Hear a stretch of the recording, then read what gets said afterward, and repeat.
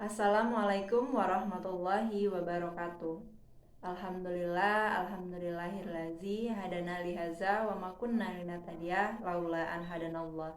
Asyhadu an la ilaha illallah wa asyhadu anna Muhammadar Rasulullah la nabiyya ba'da. Amma ba'du. Yang terhormat Ibu dosen pembimbing skripsi Windy Marita, yakni Ibu Nolanari SSI MPD.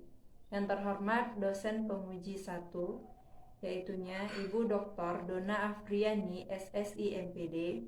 Yang terhormat Ibu penguji 2, yaitu Ibu Umul Huda MPD. Baiklah, pada kesempatan kali ini Windy akan mempresentasikan skripsi Windy yang berjudul Analisis Habits of Mind Siswa dalam Memecahkan Masalah Matematis di SMPN 2 Tanjung Mas. Baiklah, pada skripsi ini terdiri dari 5 bab. Yang pertama yaitu bab 1 berisi pendahuluan, bab 2 berisi kajian pustaka, bab 3 berisi metodologi penelitian, bab 4 berisi hasil dan pembahasan, dan bab 5 berisi tentang penutup. Baiklah, kita masuk ke bab 1, yaitu pendahuluan. Pada pendahuluan ini ada beberapa poin penting pada bab 1 ini. Yang pertama yaitu latar belakang. Penelitian ini dilatar belakangi oleh matematika adalah suatu bidang ilmu yang sudah dipelajari dimulai dari tingkat TK, SD, SMP, bahkan di bangku perkuliahan. Namun masih banyak siswa beranggapan bahwa matematika itu adalah pembelajaran yang sulit, sehingga banyak siswa malas dalam belajar matematika. Dalam belajar matematika, seseorang harus menguasai kemampuan menguasai pembelajaran matematika. Karena matematika adalah ilmu yang sangat diperlukan dalam kehidupan sehari-hari. Setiap siswa memiliki kemampuan yang berbeda-beda dalam menyelesaikan suatu masalah. Kemampuan dalam memecahkan masalah sangat penting dimiliki oleh siswa. Hal itu dikemukakan oleh Bakra yang mana mengatakan bahwa matematika itu adalah jantungnya matematika. Berdasarkan hasil studi, peneliti atau observasi yang dilakukan di SMPN 2 Tanjung Mas, mendapatkan hasil bahwa siswa memiliki kemampuan dalam memecahkan masalah yang masih rendah. Hal ini terlihat pada lembar jawaban siswa yang mana siswa hanya mampu menyatakan apa yang diketahui dan ditanya dalam soal.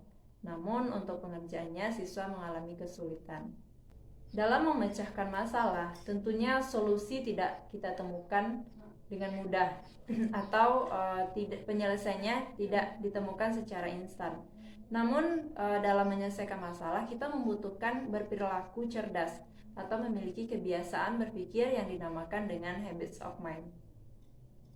Menurut Costa dan Kalik, habits of mind ini adalah perilaku ketika menghadapi permasalahan yang penyelesaiannya atau pemecahannya tidak dapat kita ketahui dengan mudah.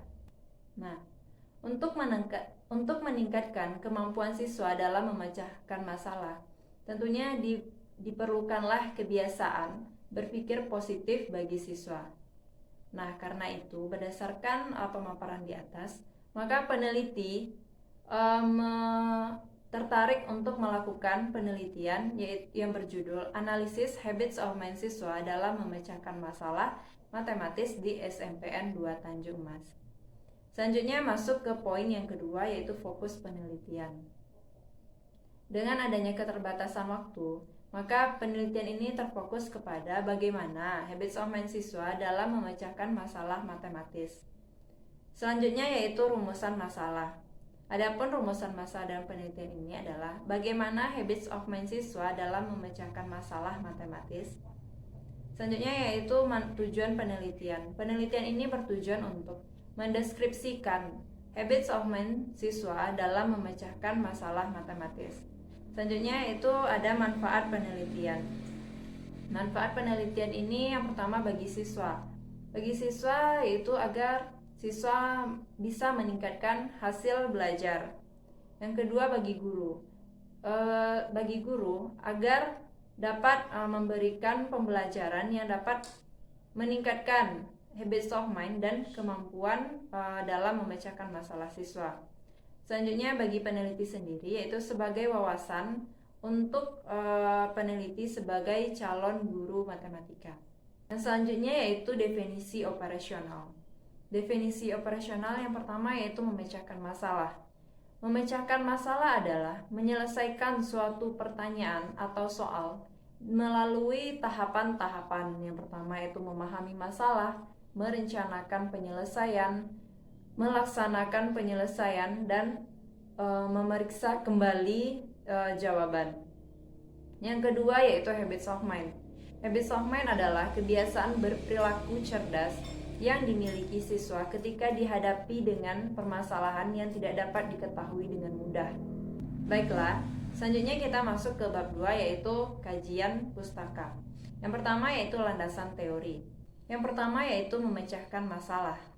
Memecahkan masalah pada matematis adalah hal yang penting dalam pembelajaran matematika. Menurut Nila Wajan, memecahkan masalah adalah suatu usaha menemukan cara atau jalan keluar dari suatu masalah di mana cara atau jalan keluar tersebut masih dikelilingi sejumlah hambatan usaha untuk mencapai tujuan yang akan segera dicapai. Memecahkan masalah matematis juga merupakan suatu proses berpikir yang dilakukan oleh siswa untuk menyelesaikan masalah atau mencari jalan keluar dari permasalahan dengan menggunakan pengetahuan dan keterampilan yang sudah dimiliki sebelumnya. Yang kedua yaitu langkah-langkah pemecahan masalah menurut Polya. Ada 4 tahapan atau 4 langkah yang dilalui siswa dalam memecahkan masalah. Yang pertama yaitu memahami masalah. Siswa memahami masalah melibatkan pendalaman situasi masalah, memilih fakta-fakta, menentukan hubungan antara fakta, serta membuat formula penyelesaian masalah. Nah, dalam memahami masalah ini, siswa mampu untuk menuliskan apa yang diketahui dan ditanya dari soal, dan siswa mampu membuatkan model matematika dari soal tersebut. Dan juga siswa mampu menuliskan diketahui dan ditanya dalam bahasanya sendiri. Yang kedua yaitu membuat rencana pemecahan masalah. Nah, membuat rencana pemecahan masalah ini yaitu setelah siswa memahami permasalahan, maka siswa mampu untuk merencanakan bagaimana langkah-langkah yang akan ditempuh untuk menemukan solusi dari permasalahan ini. Nah, selanjutnya yang ketiga yaitu melaksanakan rencana pemecahan masalah. Setelah rencana didapatkan atau setelah siswa membuat rencana dalam penyelesaian, maka selanjutnya siswa akan melaksanakan rencana tersebut sehingga mendapatkan hasil dari permasalahan yang ditemukan di soal. Selanjutnya itu memeriksa atau mengecek kembali. Setelah penyelesaian didapatkan atau solusi didapatkan, siswa memeriksa kembali jawaban yang sudah diperolehnya. Yang kedua yaitu habits of mind siswa. Habits of mind adalah habits of mind juga disebut dengan kebiasaan berperilaku cerdas. Menurut Costa dan Kalik adalah perilaku ketika dihadapkan dengan permasalahan yang solusinya tidak dapat diketahui dengan mudah.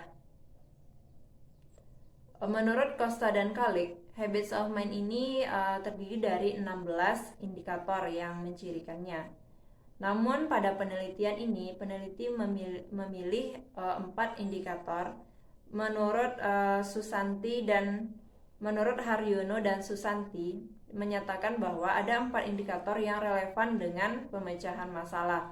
Yang pertama yaitu indikator berteguh hati. Apabila individu memiliki indikator berteguh hati, maka individu tersebut akan menganalisis masalah dan akan berusaha mengembangkan strategi dalam memecahkan masalah. Yang kedua yaitu indikator berpikir tentang berpikir atau thinking about thinking, yang mana pada indikator ini siswa akan terbiasa untuk bekerja sesuai dengan rencana. Yang ketiga yaitu berpikir fleksibel. Berpikir fleksibel di sini maksudnya siswa terbiasa untuk berpikiran terbuka, atau siswa mampu menemukan ide-ide atau gagasan-gagasan dalam memecahkan masalah dan menemukan cara lain dalam menemukan solusi dari permasalahan. Selanjutnya yaitu menerapkan pengetahuan lama. Menerapkan pengetahuan lama ini maksudnya yaitu mampu menerapkan pengetahuan yang sudah dimilikinya ketika dihadapkan dengan permasalahan yang baru. Selanjutnya yaitu habits of mind dalam memecahkan masalah. Habits of mind dalam memecahkan masalah pada penelitian ini maksudnya yaitu kebiasaan berpikir atau habits of mind yang dimiliki siswa ketika siswa memecahkan masalah matematis. Selanjutnya, indikator habits of mind yang dimiliki siswa dalam memecahkan masalah atau yang sangat relevan indikator habits of mind dalam pemecahan masalah dikemukakan oleh Mariono dan Saputri. Yang ada 4 indikator. Yang pertama yaitu indikator berteguh hati, di mana pada indikator berteguh hati ini siswa terbiasa untuk tekun dalam belajar, menganalisis masalah, dan menemukan strategi atau cara dalam menyelesaikan masalah.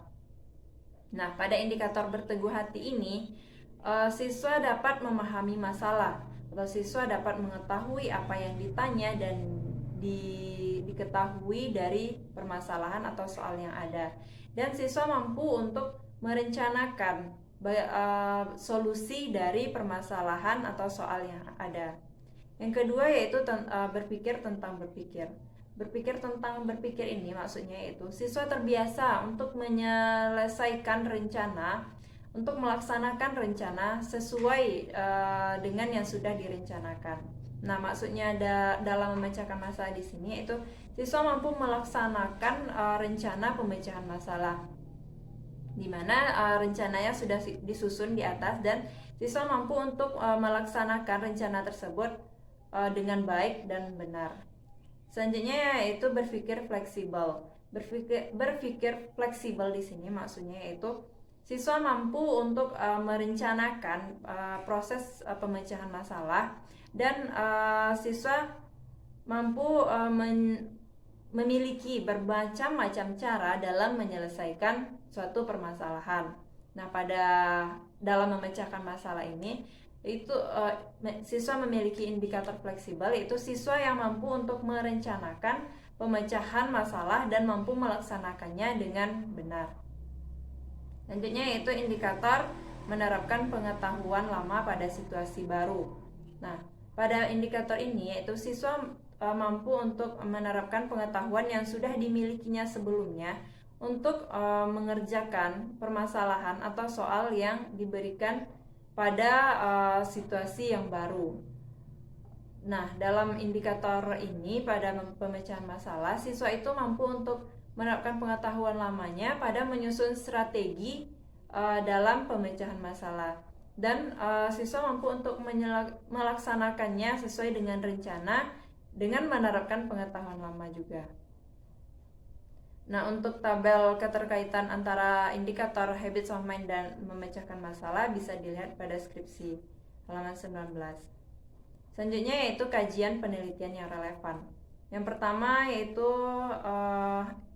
penelitian Eva Dwika Masni. Judul penelitiannya adalah Asosiasi Kemampuan Pemecahan Masalah dan Mathematical Habits of Mind Siswa SMP.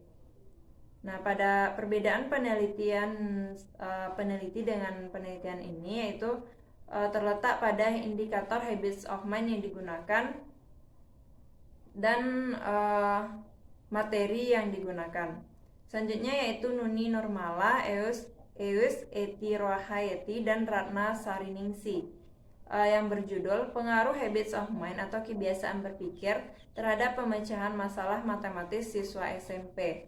Nah, perbedaan penelitian ini dengan penelitian Nuni Normala dan kawan-kawan yaitu pada indikator habits of mind yang digunakan, materi yang digunakan. Selanjutnya yaitu metodologi penelitian. Yang pertama yaitu jenis penelitian. Jenis penelitian ini yaitu penelitian kualitatif, yang mana penelitian ini bertujuan untuk mendeskripsikan bagaimana habits of mind siswa dalam memecahkan masalah matematis. Yang kedua yaitu waktu dan tempat penelitian. Tempat penelitiannya di SMPN 2 Tanjung Emas, Nagari Pegaruyung, Kecamatan Tanjung Emas, Kabupaten Tanah Datar, dan waktu pelaksanaannya yaitu pada tahun ajaran 2021-2022. Selanjutnya subjek dan objek penelitian. Yang pertama subjek penelitian. Subjek dalam penelitian ini yaitu siswa kelas 92 SMPN 2 Tanjung Emas yang berjumlah 29 orang siswa. Pemilihan ini dilakukan dengan purposive sampling, yang mana purposive sampling ini yaitu pemilihan sampel berdasarkan pertimbangan ahli dan berdasarkan tujuan atau maksud dari penelitian. Selanjutnya yaitu objek penelitian. Peneliti ini memiliki tujuan untuk menganalisis atau mendeskripsikan habits of mind siswa dalam memecahkan masalah matematis. Objeknya yaitu habits of mind siswa dalam memecahkan masalah matematis. Selanjutnya instrumen penelitian. Yang pertama yaitu instrumen tes. Instrumen tes yang peneliti gunakan yaitu berupa esai. Dalam menyusun instrumen tes ini, peneliti melakukan yang pertama peneliti lakukan itu menyusun kisi-kisi instrumen, menyusun butir soal instrumen, menyusun kunci jawaban, melakukan uji validasi. Uji validasi ini dilakukan pertama dengan validator dengan para ahli yang pertama dan menghasilkan valid dengan perbaikan.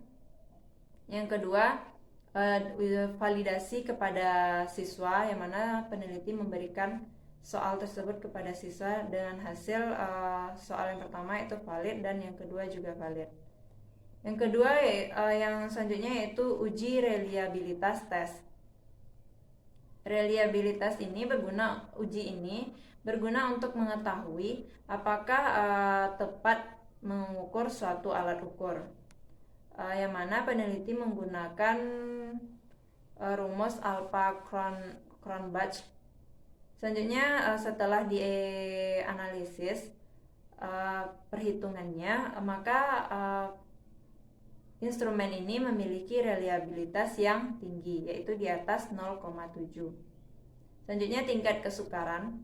Tingkat kesukaran ini dianalisis di setiap butir soal dan menghasilkan soal yang pertama yaitu tingkat kesukarannya sedang, dan begitu juga dengan soal kedua yaitu sedang. Selanjutnya yaitu daya pembeda. Daya pembeda juga dianalisis pada setiap butir soal dan menghasilkan untuk soal yang pertama itu cukup dan untuk soal yang kedua juga cukup. Maka disimpulkan bahwa soal tes ini digunakan atau dipakai dalam penelitian, dan tes ini diberikan melalui Google Form. Instrumen yang kedua yaitu pedoman wawancara. Dalam menyusun pedoman wawancara, peneliti juga memiliki langkah-langkah. Yang pertama yaitu menentukan tujuan dalam melakukan penelitian. Selanjutnya membuat kisi-kisi dan menyusun butir-butir pertanyaan sesuai dengan kisi-kisi dan melakukan validasi dengan 3 orang validator, yang mana menghasilkan bahwa instrumen pedoman wawancara ini layak digunakan. Yang selanjutnya yaitu sumber data. Sumber data ini ada 2, yaitu data primer dan data sekunder. Data primer ini data yang didapatkan langsung dari sumbernya. Sedangkan data primer yaitu data yang mengumpulkannya tidak dilakukan oleh tidak dilakukan sendiri oleh peneliti. Selanjutnya yaitu teknik pengumpulan data. Pada penelitian ini, teknik pengumpulan datanya ada dua, yaitu tes dan wawancara.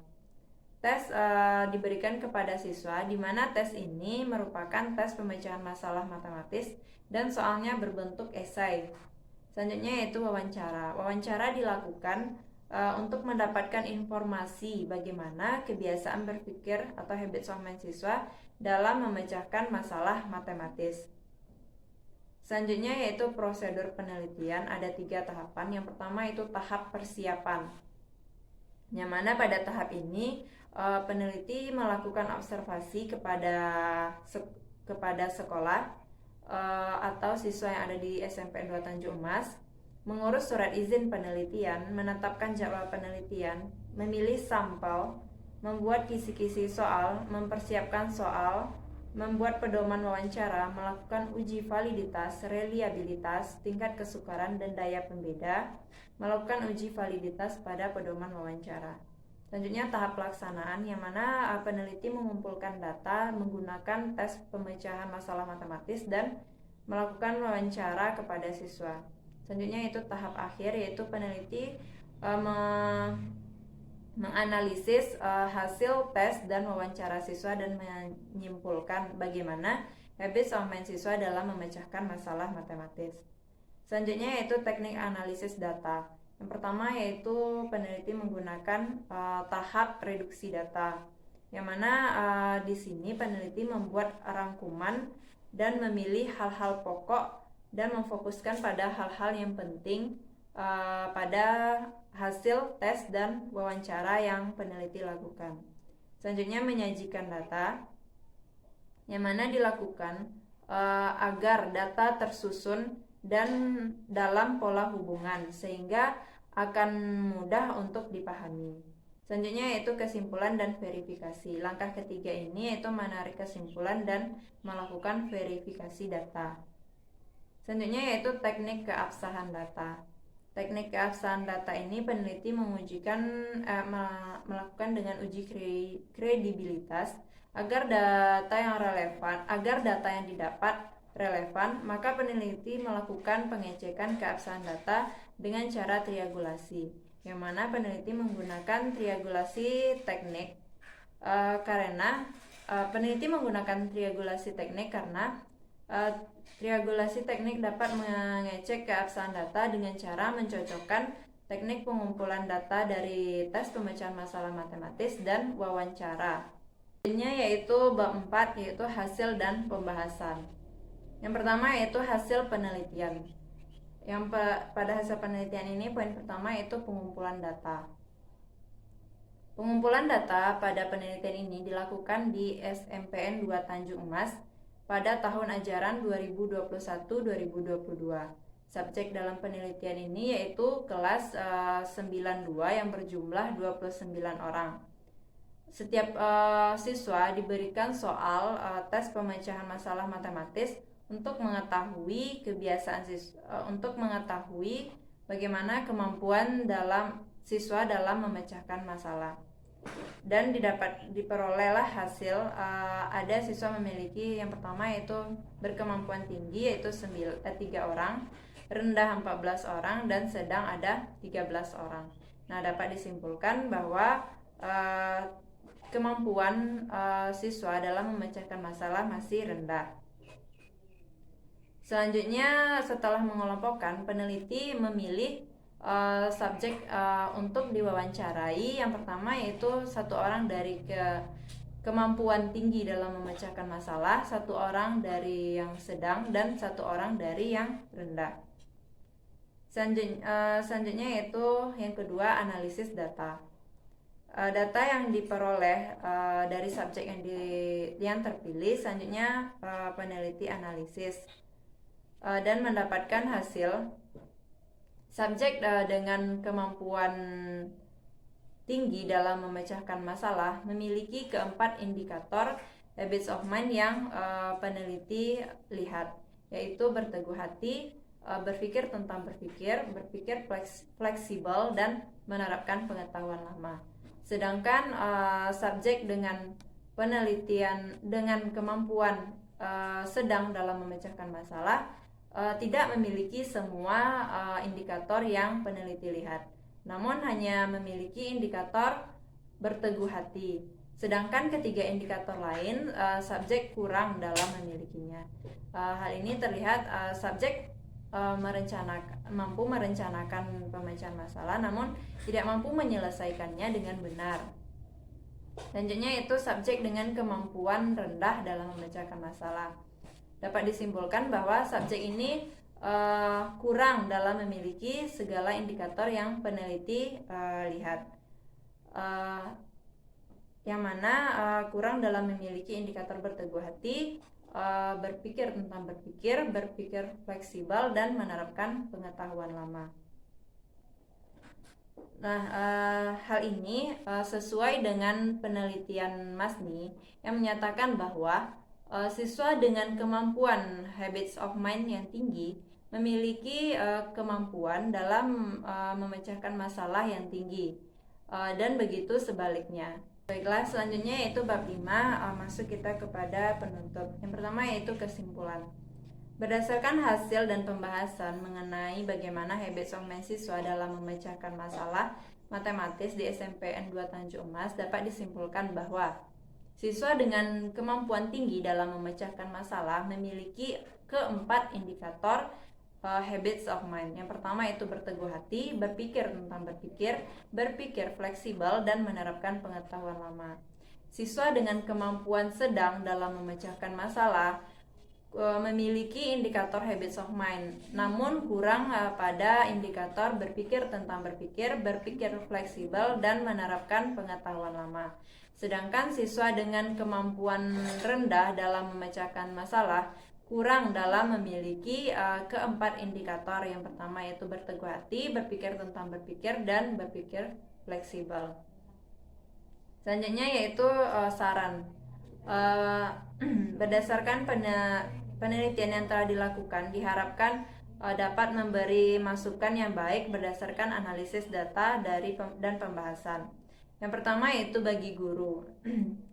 Hendaknya guru menyadari bagaimana kemampuan siswa dalam memecahkan masalah, sehingga guru meningkatkan atau mencari pembelajaran agar mampu meningkatkan kemampuan siswa dalam memecahkan masalah. Selanjutnya, setelah guru mengetahui kebiasaan habits of mind yang dimiliki siswa, hendaknya guru dapat meningkatkan habits of mind siswa ini agar siswa dapat juga meningkat kemampuan dalam memecahkan masalahnya. Selanjutnya, bagi penelitian lain, hendaknya melakukan penelitian yang relevan dengan penelitian ini dengan menggunakan jenis masalah yang berbeda. Baiklah, sekianlah hasil presentasi dari saya, Windy Marlita. Terlebih dan terkurang saya mohon maaf. Wassalamualaikum warahmatullahi wabarakatuh.